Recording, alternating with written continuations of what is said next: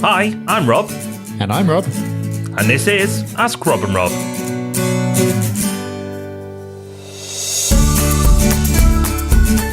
Yeah, welcome back to another episode of Ask Rob and Rob, the show where you ask a question and we give you an answer. Mike is this week's questioner, who is questioning a common bit of received property wisdom. So we'll see what that is in a moment. But first, if you've got a burning question of your own, Rob, how does someone send it our way? Well, very simple. They can go on the old internet and go to thepropertyhub.net/podcast, leave a recording there. Very simple. Or leave us a voicemail. We've got an answer phone for you. Call 013 808 00035. That's 013 808 00035. Don't worry, you can pause and go backwards on podcasts if you didn't write that down.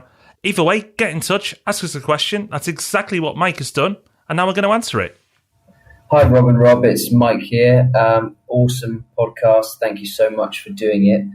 I would like just to ask a question about your advice. Often you say, don't ever sell a property, just keep buying more kind of thing. Now, what if you're in the situation where some properties that you own have increased in value a lot, thereby decreasing the yield on them if you are renting them? Should you not surely then sell the property to then buy elsewhere to move into areas of future growth? This is something I'm pondering over at the moment. I'd love any thoughts you had on that. Thank you so much. So it's a really good question from Mike. Never sell a property is one of those things you hear a lot, including hearing it from us. It's one of those things where it kind of like, it makes sense intuitively, right? So it's like, you've got a property, it's making you money. Why would you sell it? Why would you incur all the costs of selling the property when it's putting money in your pocket each month and it's going up in value?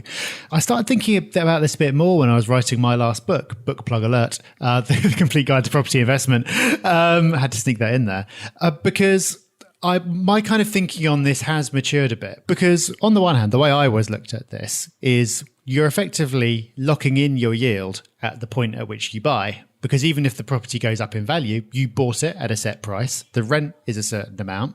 Therefore, the yield for you is what it is. And if the rent goes up, then the yield improves because your purchase price is fixed.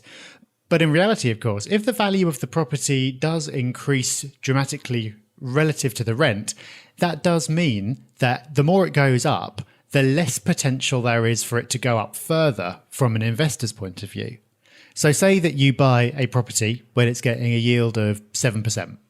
The property price increases a lot faster than the rent. So if you were buying it today, the yield might have fallen to 4%. Well, at that point, that's nowhere near as attractive to an investor as it was before. So you could take the view that you've had the majority of your gains. Now's the time to get out and go and buy a property elsewhere where there's potentially more growth in it. You can look at it either way. And I think it really depends on what it is you're trying to achieve. You could either say, well, you know, my purchase price was what it was. It's making me money. I'm happy. Or you could say, I like the rental income, but I'm in it for the growth. Therefore, I'm going to sell and I'm going to reinvest my funds somewhere where I think the potential for future growth is higher than it is here. It's really interesting because there really is no right answer. And you can see the logic in both approaches. I also, Rob, have changed my approach on this slightly. I think it's a good general rule to live by, never sell a property. Because the reason that saying works is because often people are impatient and they want to flip, try and make more money and be clever. And while you might get it right, you might not. But actually, if you're in it for the long term and you build your portfolio, I do feel there is a time and a place to maybe take stock and consider moving some units on. So I've gone from saying never sell a property to saying if it's a dud property, that's dud, not good, or it's the right time in the market, then sell. Let me explain. Some people will stick onto properties that are causing them no end of trouble.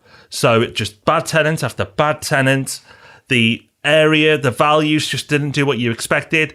Maybe it was one of your earlier purchases and you just got things wrong, and that's okay. You've learned a lot of lessons. Hopefully you won't lose money on getting out. But if it's just sucking up loads and loads of your time for very little reward, then you need to look at it and go, okay, well, is it my systems or the things I'm doing wrong? Or have I bought a bad property? Now, to caveat it, just having a couple of bad tenants on the bounce doesn't mean you've suddenly got a terrible property. So you've got to give it a chance as well, to caveat that. However, you have to be prepared to walk away from a property if it's giving you no end of stick. All properties will give you some challenges, but if it's just time after time after time, then maybe consider moving it on. The other time of where you are in the market, well, for me personally, I do believe the 18-year property cycle is in effect. And while it might not be an exact science, I do feel you can read it and make decisions off the back of it.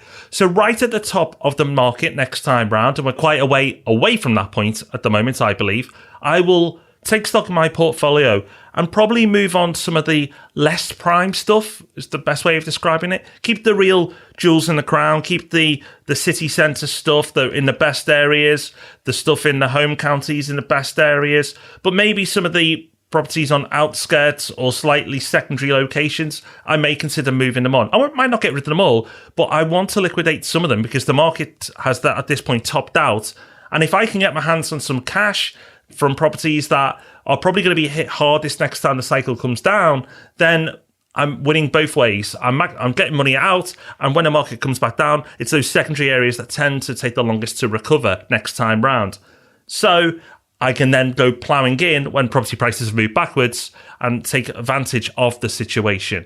So quite a long answer. It used to be a nice, simple, never sell a property. But now, as you can see, there's a lot more thought behind it. Yeah, it's a really interesting area, and perhaps it is deserving of a full episode of the Property Podcast at some point. Maybe we'll give it one, but I hope that answer is helpful for now, Mike. In short, I think you're right to kind of look beyond the dogma and sort of look at it case by case and also assess where you are at each point in the cycle, like Rob was talking about.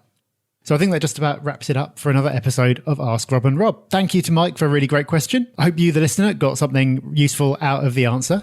We'll be back on Thursday with the Property Podcast. We'd love to see you then. Bye-bye. Bye-bye.